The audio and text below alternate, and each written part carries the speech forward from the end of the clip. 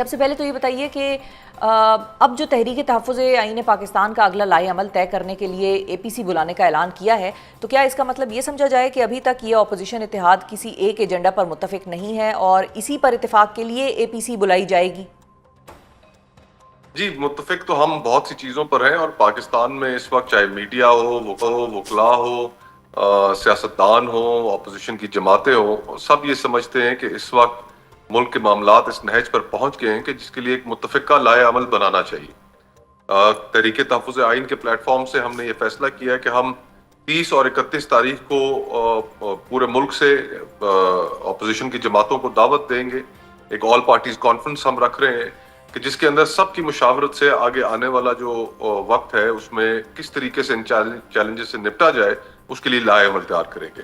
اور ہمیں یہ بات ذہن میں رکھنی چاہیے کہ کافی عرصے سے اپوزیشن کی سیاست کی ملک میں ایک بڑی شدید کمی محسوس کی جا رہی تھی، لیکن اب لوگ، بہت سی جماعتیں، عام عوام اب یہ سمجھتے ہیں، ان کا صبر کا پیمانہ بھی لبریز ہو چکا ہے کہ ایک یونائٹڈ پلیٹ فارم ہونا چاہیے کہ جس کے اوپر تمام جماعتیں ایک ایجنڈے پر متفق ہو کر نہ صرف آگے بڑھیں بلکہ اس غیر نمائندہ حکومت کو رخصت کرنے میں اپنا کردار ادا کریں۔ تو ہم تمام معاشرے کے طبقات کو اس میں مدعو کریں گے، اس کے اندر تنخواہ دار طبقے سے تعلق رکھنے والے لوگ بلائیں گے جو اس وقت سخت اذیت کا شکار ہیں، کسانوں کو دعوت دیں گے، مختلف سیاسی جماعتوں کو دیں گے، وکلاء کو دیں گے، صحافی جو اس وقت میڈیا پابندیوں کا سامنا کر رہا ہے۔ آج بھی ہم کاشف عباسی صاحب کے گھر ان سے تمام اپوزیشن کے لوگ ان سے اظہار یکجہتی کے لیے گئے، ان کو جبری طور پر آف ایئر کیا گیا ہے۔ اسی طرح حبیب اکرم صاحب ہیں، پارس جہاں صاحبہ ہیں، اور دیگر لوگ ہیں، ہم ان کے پاس بھی جائیں گے۔ تو پیکا قوانین وہ بھی ایک تلوار لٹکائی گئی ہے، تو اضطراب تو بہت زیادہ ہے، صرف راہ کو ٹھیک ہے، متعین کرنا ہے اور جتنی اس کے اندر مشاورت شامل کر کے انشاءاللہ آگے کی طرف بڑھیں گے۔ ٹھیک ہے صاحب، آپ نے اپوزیشن کی سیاست کی بات کی ہے، تو آپ کے نزدیک گزشتہ 1-1.5 برس میں اپوزیشن الائنس کے ایک بھرپور قوت کے طور پر سامنے نہ آنے کی کیا وجہ ہے، اور کیوں یہ حکومت کے لیے ایک بڑی سیاسی تھریٹ نہیں بن سکی اپوزیشن؟ دیکھیں الائنسز بہت جلدی فارم ہو جاتے ہیں۔ آپ کو یاد ہوگا کہ جب 2018 میں عمران خان صاحب کی حکومت آئی تو اس کے چند مہینوں کے اندر ہی پی ڈی ایم کے نام سے ایک الائنس اس کی تشکیل ہو چکی تھی، لیکن پھر اس میں چیزوں کو سٹریم لائن کرنا، پھر باہر نکلنا، حکمت عملی بنانا، جہاں پر بہت زیادہ جماعتیں اور بہت زیادہ لوگ اکٹھے ہوں تو پھر ہر عمل کو مشاورت کے ساتھ لے کر ہی آگے بڑھنا چاہیے۔ اور پھر ایونچولی ہمارے ملک کی جو تاریخ ہے کہ ہمیشہ پہلا سال جو ہے وہ تو ایک بڑا ہنی مون پیریڈ کی ٹائپ کا سال ہوتا ہے کہ جس میں حکومتیں اپنے آپ کو محفوظ تصور کرتی ہیں، 1 پیج کی تعریفیں کی جاتی ہیں، لیکن پھر جیسے جیسے وقت گزرتا ہے سب کو نظر آنا شروع ہو جاتا ہے کہ جن کو بٹھایا گیا ہے، جن کو بیساکھیاں فراہم کی گئی ہیں، وہ اس قابل ہی نہیں ہے کہ اس ملک پر حکومت کر سکیں۔ اور ابھی بھی جو حالات چل رہے ہیں، آپ بتائیے کہ کیا اس وقت اس ملک میں کیا ایک عام آدمی معاشی طور پر اپنے آپ کو محفوظ تصور کرتا ہے؟ کیا لوگ ملک چھوڑ کر نہیں جا رہے؟ کیا آپ کی لارج سکیل مینوفیکچرنگ ڈکلائن میں نہیں چلی گئی؟ کیا میڈیا پابندیوں کا سامنا نہیں کر رہا؟ آپ کے ملک میں جگہ جگہ لاکھوں کے حساب سے لوگ امٹ کے باہر آ رہے ہیں۔ کیا آپ کے سامنے جنوبی وزیرستان، باجوڑ، خیبر، اس کے امیجز آپ نے ضرور دیکھے ہوں گے۔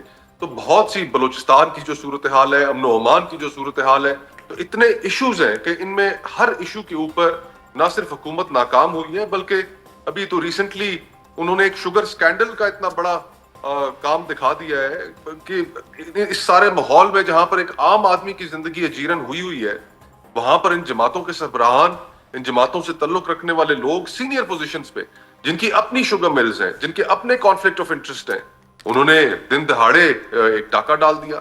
تو یہ ماحول بننے میں وقت لگتا ہے، اور ہم یہ سمجھتے ہیں کہ یہ ماحول اب بن چکا ہے، اور اس میں اب کچھ نہ کرنا اور باہر نہ نکلنا یہ بہت بڑی ہماری کمزوری ہوگی، بلکہ ہم روگردانی کریں گے اپنی ایک نیشنل رسپانسبلٹی سے کہ اگر ہم اس وقت باہر نہ نکلیں اور حکومت کو ایک ٹف ٹائم نہ دیں۔ ٹھیک ہے، ملک میں آئین اور قانون کی حکمرانی اور جمہوریت کی مضبوطی کی بات تو پی ٹی آئی بھی کر رہی ہے، تو اپوزیشن الائنس اور پی ٹی آئی کی احتجاجی تحریک پھر ساتھ ساتھ چلے گی؟ کیا کسی سٹیج پر یہ دونوں تحریکیں اکٹھی بھی ہو سکتی ہیں؟ کوئی کنورجنگ پوائنٹ ہوگا آپ دونوں کا؟ دیکھیں سائیڈ بائی سائیڈ چلیں گی۔ اپوزیشن کا جو الائنس ہے اس کے اندر مختلف جماعتیں ہیں، ان کی اپنی رائے ہے، اس میں اور دیگر جماعتیں بھی شامل ہوں گی، لیکن جس چیز کے اوپر اتفاق اس چیز پہ ہے کہ حکومت کو رخصت کرنا ہے، اس کو کس طریقے سے کرنا ہے، اس میں اچھا، کتنا وقت لگے گا. وہ کہتے ہیں نا عاشقی صبر طلب اور تمنا بیتاب.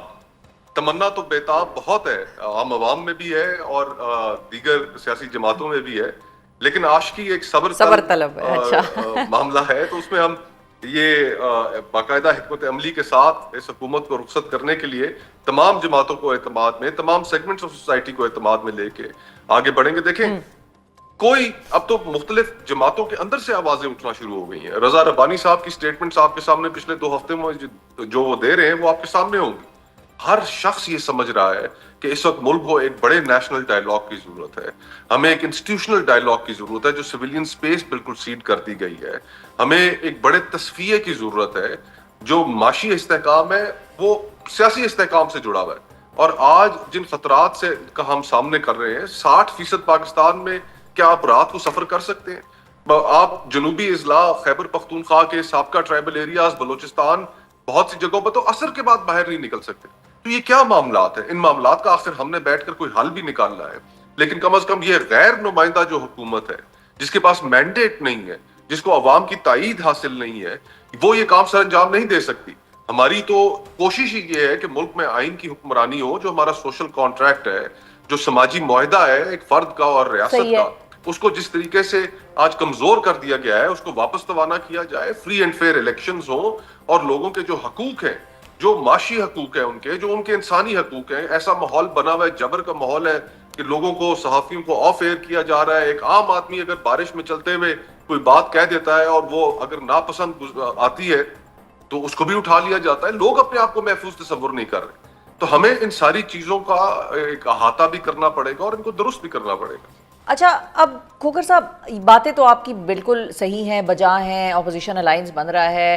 علامہ راجہ ناصر عباس نے یہ اعلان کیا ہے کہ تحریک تحفظ آئین پاکستان 5 اگست کو پی ٹی آئی کے احتجاج میں بھرپور شرکت کرے گا. تو کیا یہ محض ایک دن کی سپورٹ ہوگی پی ٹی آئی کے لیے، یا پھر یہ الائنس پی ٹی آئی کے آگے آنے والے دنوں میں بھی اس کا ساتھ دے گا؟ بیسیکلی بنیادی طور پہ we are back to square one. جو میں نے پچھلا سوال آپ سے پوچھا تھا، آپ نے جواب تو بڑا اچھا دیا، لیکن اسی کی طرف دوبارہ بھی میں واپس آ گئی.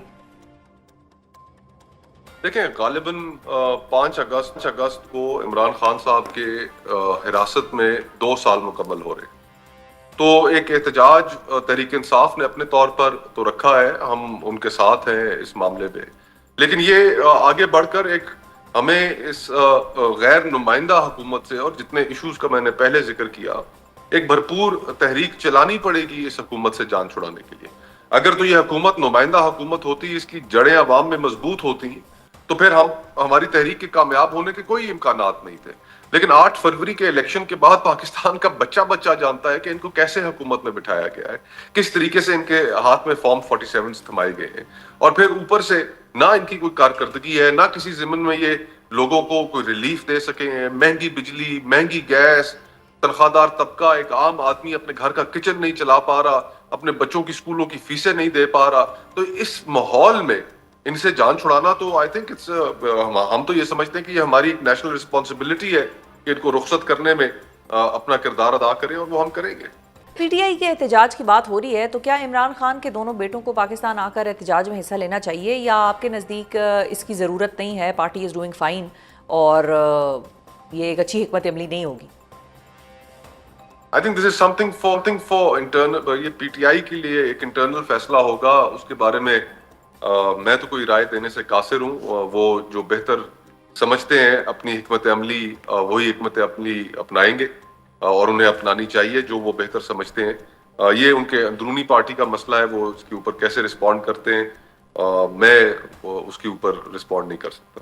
اچھا، عمران خان کے بیٹے والد صاحب کی رہائی کے لیے فرنٹ فٹ پر آ گئے ہیں، اور ان کی رچرڈ گرینل سے ملاقات بھی ہو گئی ہے. کیا آپ کے نزدیک پی ٹی آئی قیادت اپنے اندرونی اختلافات کی وجہ سے عمران خان کی رہائی میں ناکام ہو گئی ہے، اور اسی لیے اب قاسم اور سلیمان کو بھی سامنے آنا پڑ رہا ہے؟ ویسے میں نے بدل دیا ہے سوال، دوسرے طریقے سے میں نے آپ سے یہ سوال پوچھا ہے، کیونکہ اس سوال کا بنیادی نقطہ ڈیفرنٹ ہے کہ کیا اختلافات کی وجہ سے بیٹوں کو اب آنا پڑ رہا ہے سامنے فرنٹ فٹ پہ؟ کیوں نہیں؟ ان کے وہ والد ہیں. اگر وہ ان سے ملنے کے لیے پاکستان آنا چاہتے ہیں تو یہ بالकुल उनके हकूक में ये बात शामिल है। इमरान खान साहब जेल मैनुअल के तहत जो है हर कैदी को जो हकूक मिलते हैं, जिनकी वैसे काफ़ी नफ़ी हो रही है कि उनके विजिटेशन राइट्स को भी ख़त्म कर दिया गया है, मुलाकातें नहीं होने दी जाती, उनके अखबारात और मीडिया तक रसाई वो बंद कर दी गई है, जो कि हर कैदी का हक होता है। और साथ ही साथ उन्हें सॉलिटरी कन्फाइनमेंट में भी बंद किया जाता है। उन्होंने अभी एक रिट पिटीशन भी इस हवाले से दायर की है। तो जो कैदी के जो हकूक हैं वो तो उनको मिलना चाहिए। इस मुल्क के सबसे बड़ी जमात के वो सरबराह है, साबिक वजीर आजम है, उनका चैरिटी के हवाले से बहुत बड़ा काम है। तो ये इस तरह उनको तकलीफ देकर तकलीफ में किसी को भी रखना, इससे क्या तस्कीन हासिल हो सकती है? मैं तो नहीं इसको मैं तो समझने से कासिर हूँ ऑनेस्टली।